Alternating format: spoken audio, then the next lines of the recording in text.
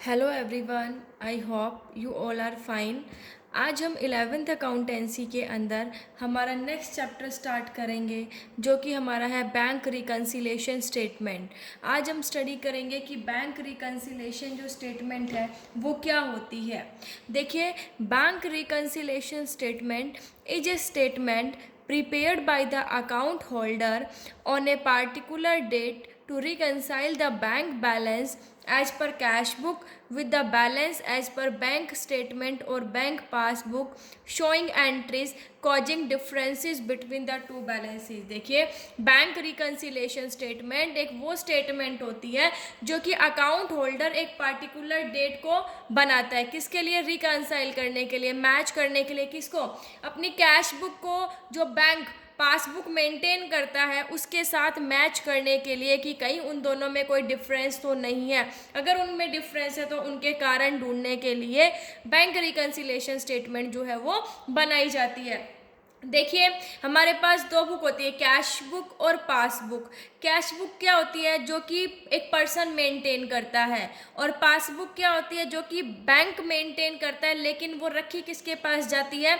एक पर्सन के पास। देखिए, आप जब अपना अकाउंट खुलवाते हैं तो बैंक आपको एक पासबुक देता है जिसके अंदर एंट्रीज की जाती है, और वो एंट्रीज कौन करता है? बैंक ही करता है। लेकिन कैश बुक जो है वो कौन बनाता है? एक पर्सन, मतलब एक फर्म, मान लीजिए कंपनी है, बड़ी बड़ी कंपनीज। हम लोग तो इतना मेंटेन नहीं करते, लेकिन जो कंपनीज हैं वो क्या करती हैं? अपनी कैश बुक को मेंटेन करके रखती हैं। ठीक है, किस लिए मेंटेन करती हैं? ताकि दोनों को मैच कर सके कि जो वो बना रही हैं, ठीक है, कैश बुक बना रही हैं, उनको जो बैंक पासबुक मेंटेन कर रहा है उनके साथ मैच किया जा सके। मान लीजिए भाई, मैंने 1 मंथ के अंदर 50,000 की ट्रांजेक्शन की, 50,000 रुपीज़ आए मेरे, और 10,000 की मैंने पेमेंट की, तो कितना अमाउंट बच गया मेरे पास?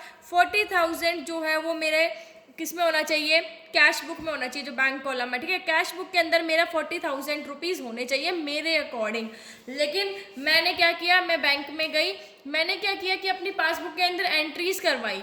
ठीक है, जब मैंने पासबुक के अंदर एंट्रीज कराई तो देखा कि मेरे अकाउंट के अंदर तो 35,000 ही बैलेंस है। सो ये 5,000 का बैलेंस कहाँ गया? भाई, मेरे अकॉर्डिंग कितना होना चाहिए? 40,000 का होना चाहिए। लेकिन जब बैंक में करवाई एंट्रीज तो देखा कि 35,000 का बैलेंस है। तो इन दोनों को, कैश बुक और पासबुक को बैलेंस, कैश बुक और पासबुक के बैलेंस को मैच करने के लिए जो हम स्टेटमेंट बनाते हैं, और इनके कारण कि ये 5,000 रुपीज़ कहाँ गए या फिर इसमें एक्स्ट्रा क्यों है, ठीक है, इन दोनों के कारण ढूंढने के लिए, इन दोनों को मैच करने के लिए बैंक रिकन्सिलेशन जो स्टेटमेंट है वो बनाई जाती है। देखिए, जो कैश बुक और पासबुक के बैलेंस में डिफरेंस आया, ठीक है, इन डिफरेंस के दो कॉजेज होते हैं। एक तो क्या कॉजेज है कि ट्रांजेक्शन को रिकॉर्ड करने में टाइम गैप हो गया। ठीक है, सेकंड क्या है? कोई एरर्स आ गए, जब ट्रांजेक्शन्स को हम रिकॉर्ड कर रहे थे तो उसके अंदर कुछ एरर्स आ जाते हैं, उसकी वजह से भी क्या होता है कि ये जो डिफरेंस है कैश बुक का बैलेंस और पासबुक के बैलेंस के अंदर डिफरेंस आ जाता है। देखिए, कैश बुक जो है वो कौन मेंटेन करता है? एक पर्सन, एक इंडिविजुअल, फर्म्स जो होती है, कंपनीज। ठीक है, पासबुक कौन मेंटेन करता है? बैंक। लेकिन रखता कौन है इसे? पर्सन रखता है। देखिए, अगर अमाउंट कैश बुक के अंदर जो डेबिट बैलेंस होगा वो क्या है? मतलब कि उसका जो अमाउंट है, कैश बुक मतलब बढ़ रही है, अमाउंट जो है इंक्रीज हो रहा है। और क्रेडिट का मतलब क्या होगा? कि अमाउंट जो है वो डिक्रीज, कम हो रहा है। देखिए, आपने कैश बुक जो है वो अपने लास्ट चैप्टर्स में बनाई भी थी जब आपने लेजर स्टडी किया होगा। ठीक है, तो देखिए, मैंने कोई चीज़ परचेज की, अब मैंने परचेज किया तो purchase account debit to cash account. ठीक है, देखिए, मैंने, मेरे पास परचेज और कैश अकाउंट गया, ठीक है, कैश मेरा गया। अब कैश गया तो डिक्रीज हो गया ना, कैश कम हो गया तो डिक्रीज हो गया। डिक्रीज इन अमाउंट को मैं कैश बुक के अंदर कहाँ दिखाऊंगी? मैं डेबिट साइड नहीं दिखाऊंगी, मैं कहाँ दिखाऊंगी? क्रेडिट साइड, क्योंकि अमाउंट डिक्रीज हो गया मेरा यहाँ पे। भाई, परचेज अकाउंट डेबिट हुआ और कैश अकाउंट क्या हो गया? क्रेडिट। तो क्रेडिट का मतलब क्या है? कि अमाउंट डिक्रीज हो रहा है। और अब मान लीजिए मैंने कोई सेल्स की, सेल्स किया तो मेरे पास कैश आया, तो cash account debit to sales account. अब कैश आया मतलब उसका कैसा बैलेंस हो गया? डेबिट। तो डेबिट का मतलब क्या होगा? कि जो अमाउंट है वो क्या हो रहा है? इंक्रीज हो रहा है। देखो, ये हमने पढ़ा भी था, बस मेनली हम एक शॉर्ट फॉर्म में बात करें कि जो कैश बुक का, ठीक है, जो बैलेंस होता है, देखिए ये एसेट्स, कैश बुक का जो बैलेंस होता है वो डेबिट बैलेंस होता है। हमेशा याद रखिए कैश बुक का बैलेंस क्या है, डेबिट बैलेंस है। क्योंकि जब हम बैलेंस शीट बनाते हैं, ठीक है, तो जब हम बैलेंस शीट मेंटेन करते हैं तो उसके अंदर जो कैश बुक है उसका बैलेंस क्या होता है, डेबिट। जितने भी हमारे एसेट्स हैं, एसेट्स का बैलेंस कैसा होता है, डेबिट होता है। तो इंक्रीज हो रहे हैं इसका मतलब डेबिट, और डिक्रीज हो रहा है इसका मतलब क्रेडिट, ठीक है। अब देखिए पासबुक की अगर हम बात करें, पासबुक को मेंटेन कौन करता है, बैंक, लेकिन रहती किसके पास है, एक पर्सन के पास। अब इसका जो डेबिट बैलेंस है, इट मीन्स अमाउंट डिक्रीज हो रहा है, और क्रेडिट मतलब अमाउंट इंक्रीज हो रहा है। अब देखिए मैं मान लीजिए बैंक हूँ, ठीक है, मेरे पास किसी ने पैसा डिपॉजिट करवाया, मेरे पास किसी ने 40,000 रुपीज़ डिपॉजिट करवाए। अब मेरे पास डिपॉजिट करवाए तो मेरी क्या बन गई, मुझे बैंक हूँ मैं, मुझे पे तो करना है, मेरी लाइबिलिटी बन गई, तो मैं क्या कर दूंगी उसको, क्रेडिट साइड, ठीक है। मतलब अगर हमारा अमाउंट, जो हमारी लाइबिलिटी है वो इंक्रीज हो रहा है, इट मीन्स क्रेडिट साइड, और डिक्रीज हो रही है, इट मीन्स डेबिट साइड, ठीक है।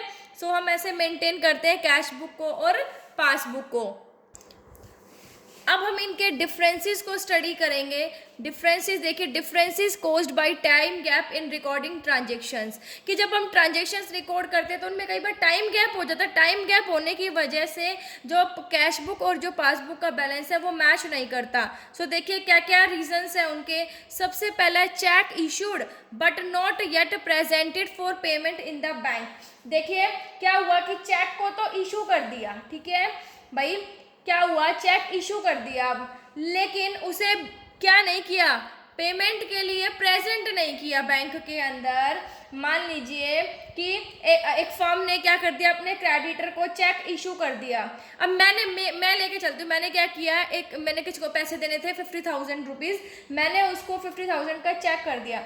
मैंने क्या किया, अपने कैश बुक के बैंक कॉलम में तो उसको क्रेडिट साइड रिकॉर्ड कर दिया, लेकिन जो बैंक है, ठीक है, अब बैंक जो है उसको डेबिट साइड कब करेगा, फर्म के अकाउंट में डेबिट कब करेगा, जब उसे, मतलब जब वो चेक है उसके पास आएगा, उसके पास प्रेजेंट किया जाएगा, लेकिन चेक उसके पास प्रेजेंट ही नहीं किया गया, तो दोनों के बीच का डिफरेंस आ गया, ठीक है। तो इस कारण भी जो है दोनों के कैश बुक और पासबुक का जो बैलेंस है वो मैच नहीं करता है।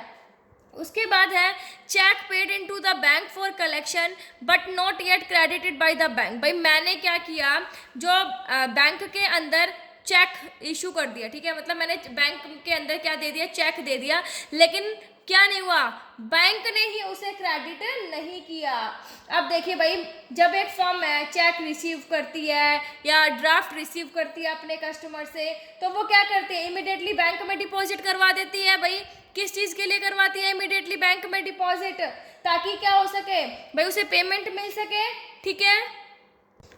लेकिन जो बैंक है वो उसमें क्रेडिट ही नहीं करता है, ठीक है, हमने तो भेज दिया चेक लेकिन क्रेडिट ही नहीं हुआ, क्लियर ही नहीं हुआ बैंक के द्वारा चेक, तो तब भी दोनों का बैलेंस जो है वो क्या नहीं होता, मैच नहीं होता। थर्ड है, cheque paid into the bank for collection but dishonoured by the bank.